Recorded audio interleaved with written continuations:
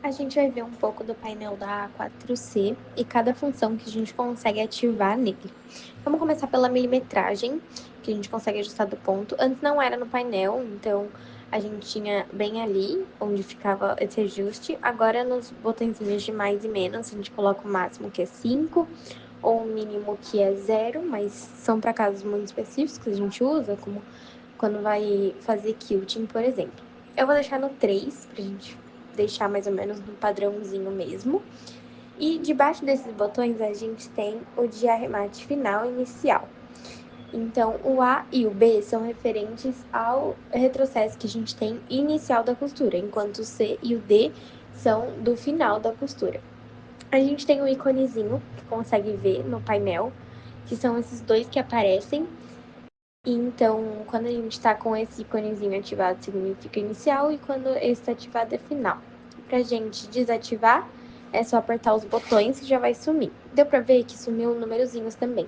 Esses números são referentes à quantidade de pontos que vão ser arrematados.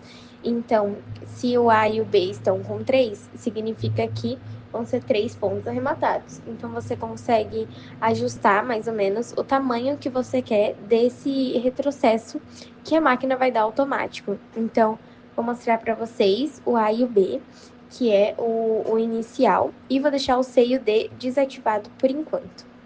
Então, a gente consegue ver na costura que a gente tem no começo, mas não tem no final. Agora, eu vou ativar o do final, pra gente ver como que fica o começo e o final.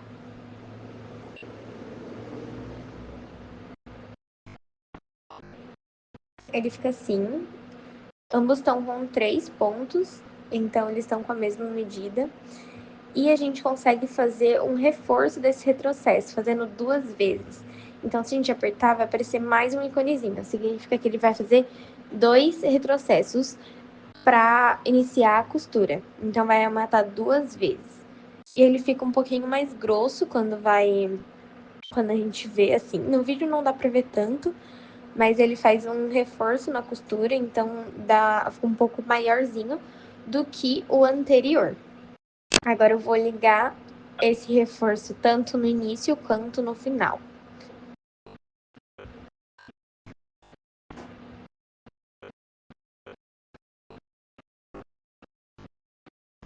Ele fica assim, um pouco mais reforçado do que a gente tinha feito antes. Agora, no lado direito do painel, a gente tem outras funções. A primeira que a gente vai ver é o corte de linha automático, que é essa tesourinha. No painel, ele também aparece com o mesmo formatinho, né, de tesoura que o botão. Então, quando a gente está com ele ativado, significa que a gente vai ter esse corte automático. Só que para fazer esse corte no final da costura, a gente vai pisar no pedal. O pedal, ele tem 2 funções. A primeira, quando a gente pisa fraquinho, ele vai levantar o calcador, enquanto a segunda, ele faz o corte. Então, vou mostrar para vocês. A gente está costurando, se a gente pisar uma vez só, um pouco mais leve, esse calcador ele fica levantado. Então, a gente consegue mover o tecido a partir do que a gente quer fazer e pisar um pouco mais forte, ele faz o corte. Agora, se a gente não quiser esse corte automático, a gente só aperta o botão, vai sumir a tesourinha do painel. E quando a gente for fazer a costura, a gente pode pisar forte, mas o calcador só vai levantar, como eu tô mostrando para vocês. Não vai fazer o corte. Então, a gente tem que pegar a nossa tesourinha e fazer esse corte manual, igual a gente fazia nas outras máquinas. Eu vou deixar o corte de linha ativado, para vocês conseguirem ver. E embaixo desse corte de linha, a gente tem o de posição do calcador, que significa quando esse calcador vai levantar ou não. Como eu falei, uma das funções do pedal é fazer esse calcador levantar. Então, o primeiro pisão que a gente dá, ele levanta o calcador. Então, quando a gente tiver com o íconezinho assim, significa que ele vai levantar quando a gente pisar. Mas se a gente desativar essa função, já não levanta mais. Agora, a gente tem outras funções. Uma delas é no final da costura, ele já levanta automático. Então, sem pisar no calcador, ele já vai levantar o pezinho quando a gente parar de costurar. E a outra é toda vez que a gente fizer o corte de linha, ele já levanta. Então, a gente consegue já ir tirando esse tecido bem na hora que corta. Como eu falei, com tudo desativado, a gente pode pisar no pedal que não vai levantar esse calcador.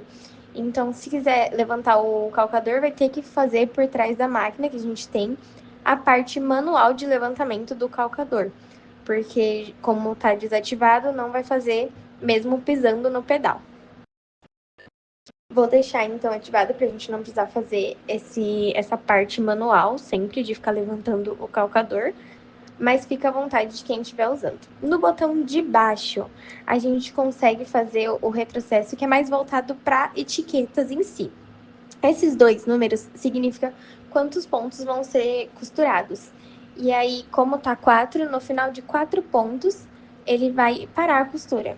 Então, para você aplicar a etiqueta, você consegue colocar a quantidade que você quer e esses 3 são quantas vezes ele vai fazer a costura. Então, 3 seria uma ida, uma volta e outra ida. Então, para ter um reforço maior, você consegue aumentar também essa quantidade e ele para automático. Então, depois que fez os 4 pontos e as 3 costuras, ele finalizou, ficando dessa forma.